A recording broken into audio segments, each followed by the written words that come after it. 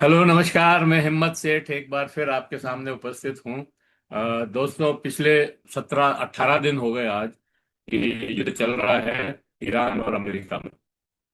और America America और Israel ने युद्ध थोपा है ईरान के ऊपर। लेकिन आज जो स्थिति है वो बिल्कुल डिफरेंट हो गई है। अब युद्ध जो है अमेरिका और ईरान के बीच में हो गया है। इसराइल उसमें से कमोबेश बिल्कुल अलग थलग हो गया है। हालांकि वो युद्ध लड़ रहा है, अटैक भी कर रहा है, लेकिन अधिकतर उसके अटैक लेबनान के जो हिजबुल्ला है उसके साथ हो रहे हैं। हिजबुल्ला और लेबनान दक्षिणी लेबनान पे वो हमला कर रहा है, और हिजबुल्ला उत्तरी इसराइल पे। और ऐसा कहा जाता है कि 2-3 शहर पे तो हिजबुल्ला ने कब्जा भी कर लिया है। तो ये सारी बात करने के लिए आज हमारे साथ हैं चौधरी शंकरलाल जी चौधरी। और मैं शंकरलाल जी चौधरी से काफी परिचित हैं। ये सीपीआई लेवल के सेक्रेटरी हैं, और प्रदेश के, और भी बहुत ही एक्टिव और सारी राजनीति पर पकड़ रखने वाले देख आदमी। तो मैं आज सीधा इनसे ये पूछना चाहूंगा कि आप इस युद्ध का 18 दिन बाद क्या भविष्य देखते हैं, या क्या इसके परिणाम हो सकते हैं, और किस तरह से ये खत्म होगा? क्योंकि ट्रंप तो बार बार ये कह रहे हैं कि हम खत्म करना चाहते हैं, लेकिन ईरान अब अड़ गया है। ईरान कह रहा है कि नहीं, हम इसको फाइनल कंक्लूजन तक पहुंचाएंगे, और ये हमको गारंटी चाहिए कि हमारे पर फिर से अटैक नहीं हो। उसने 3 शर्तें रखी। उसमें सबसे बड़ी शर्त ये है कि वो यहाँ से अपने बोरिया बिस्तर गोल करे, अपने मिडिल ईस्ट के सारे देशों को खाली करे, और हमारे पे युद्ध नहीं थोपे। और तीसरी जो शर्त है उसकी, कि जो अभी तक भी हमें हमारा जो ये युद्ध हुआ है उसमें जो मुआवजा, हमारी जो कैजुअलिटी हुई है, जो नुकसान हुआ है, उसका मुआवजा दे। इन 3 शर्तों को क्या ट्रंप मान सकते हैं? एक बात तो ये है।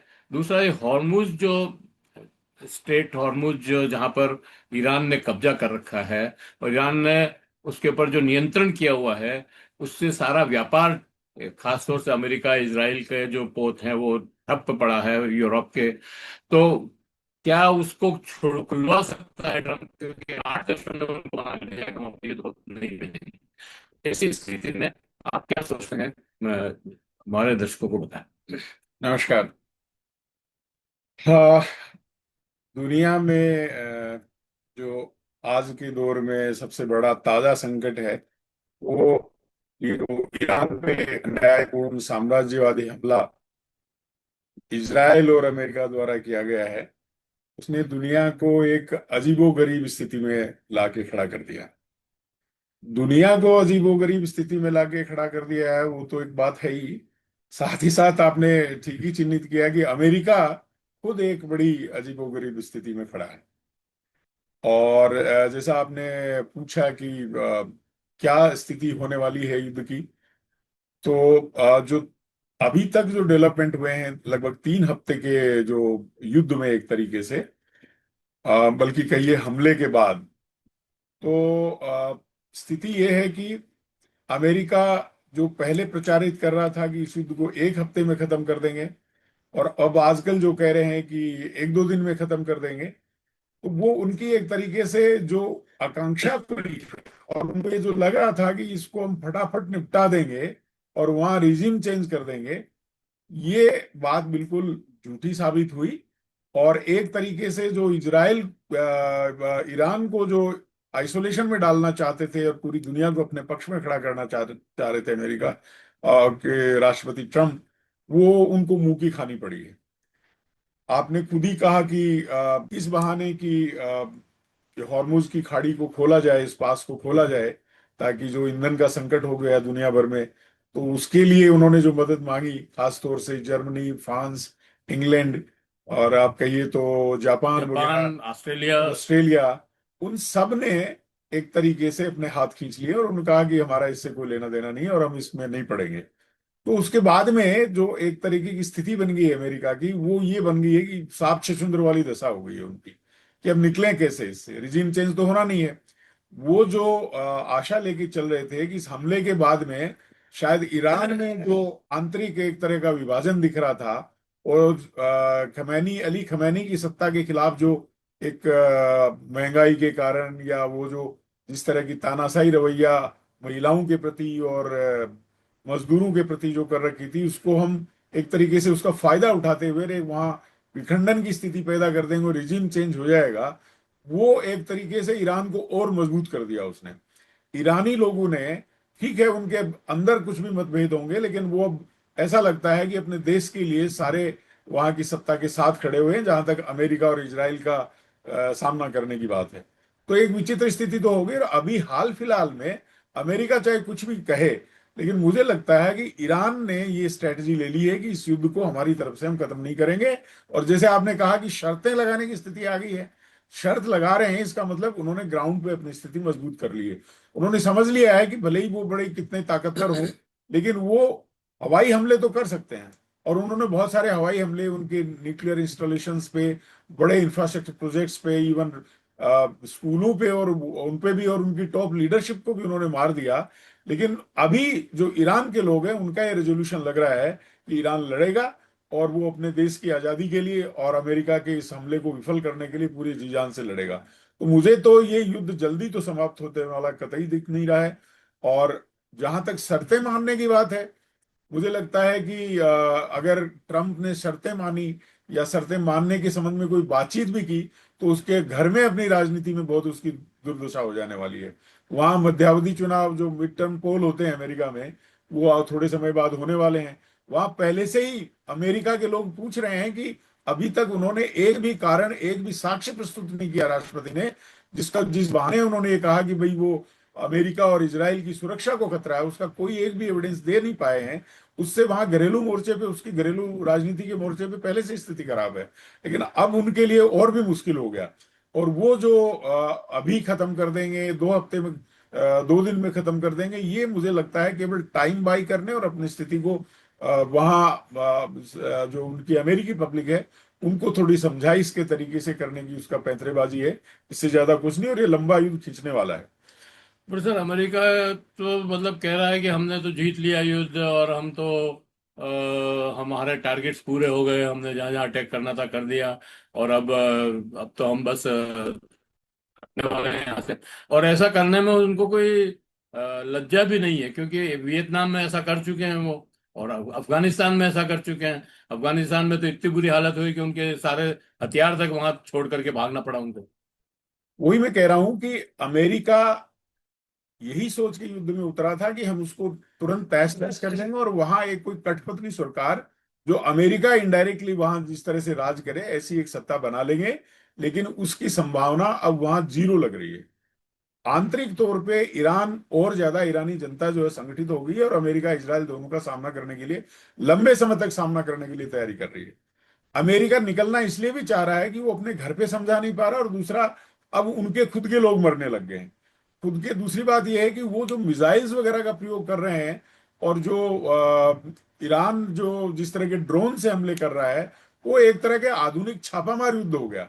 और जिसे वियतनामियों ने छापामार युद्ध में अमेरिका को लगभग परास्त कर दिया था, उसी तरह से लंबा खींचते हुए अमेरिका को इसमें, जैसे अफगानिस्तान में हुई उससे भी बुरी स्थिति। अफगानिस्तान छोटा कंट्री था, वो एक डिफिकल्ट जगह जरूर थी, लेकिन इतना बड़ा राष्ट्र नहीं था, और इतना बड़ा उनके पास साजो सामान भी नहीं रहा। ईरान एक पुरानी सभ्यता है, ईरान एक बड़ा मजबूत और बड़ा देश है, उसके पास संसाधन है।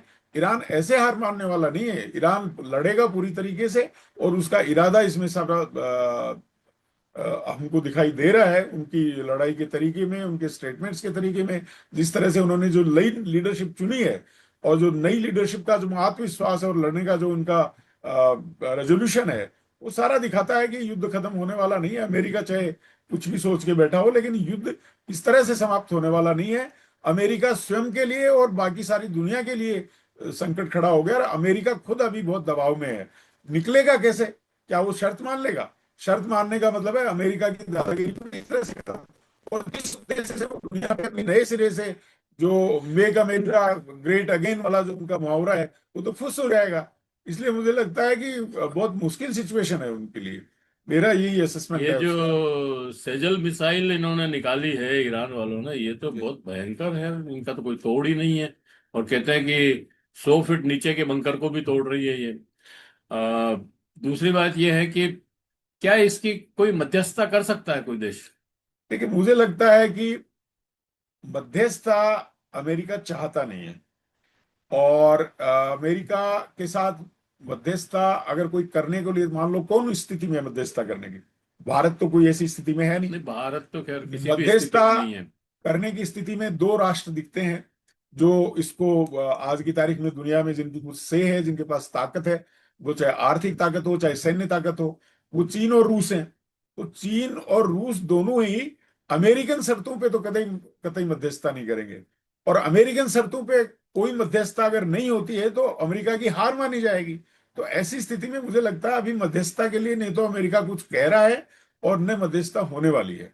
ये तो मतलब एक तरीके से मध्यस्थता, अगर कोई ऐसी स्थिति तक चला गया युद्ध, तब कोई मध्यस्थता की बात आएगी, और उसकी अभी कोई संभावना लग नहीं रही है। और ये जो संकट है, जो ईंधन का संकट है दुनिया भर में खड़ा हो गया है, ये फिलहाल अमेरिका पे बहुत बड़ा दबाव बन रहा है।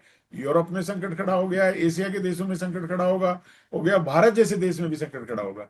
जो न चाहते हुए भी अमेरिका के साथ भले ही उनकी डील है, फ्री ट्रेड एग्रीमेंट्स हैं, भले ही वो 1-to-1 एग्रीमेंट्स हैं, जो भी हैं, लेकिन वो अमेरिका के व्यापार को भी नुकसान पहुंचा रहा है।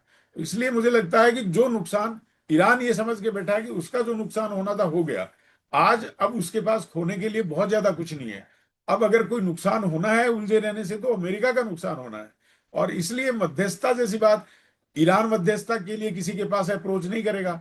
अमेरिका नहीं, जल्दी युद्ध करने के लिए अगर मध्यस्थता की बात किसी से करेगा, तो निश्चित रूप से वो ये माना जाएगा कि अमेरिका अब वो दुनिया की लीडरशिप करने के योग्य नहीं रह गया है, ये अमेरिका तो मैसेज कर जाएगा। ही रहा है। कतर से भी कहा है, रूस से भी कहा है, पाकिस्तान से भी कहा है, इटली से भी कहा है उसने कि हम मध्यस्थता करके और इसको निपटाएं।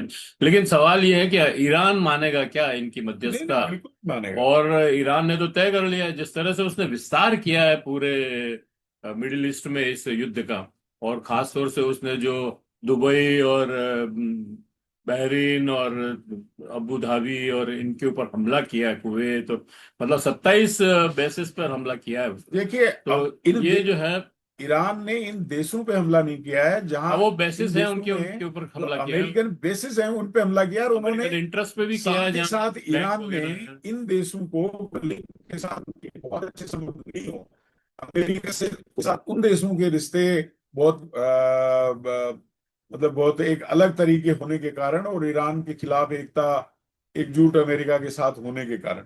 लेकिन साथ ही साथ जहां पब्लिक टारगेट हो गई है, जहां उनकी सिविल इंस्टॉलेशंस पे कहीं अगर हमला हुआ है, कहीं अगर उससे तो नुकसान उन्होंने हुआ, तो ईरान ने कहा माफी भी है मांगी कि है। नहीं, उन्होंने भाई, कहा भी है कि खाली कर दो इन जगहों हाँ, को, हम खाली करेंगे कर दे, नहीं। खाली कर दीजिए। दूसरे सिविलियंस पे अगर कोई मिस टारगेट हो रहा है तो उसके लिए हम माफी मांगते हैं, और इसके लिए हम जिम्मेदार नहीं है। तो ये सारी चीजें दिखाती है कि आज की तारीख में ये बहुत उलझा और लंबा चलने वाला युद्ध होने वाला है, और ये दुनिया में एक बहुत बड़ा व्यापक आर्थिक संकट प्रेसिपिटेट हो रहा है।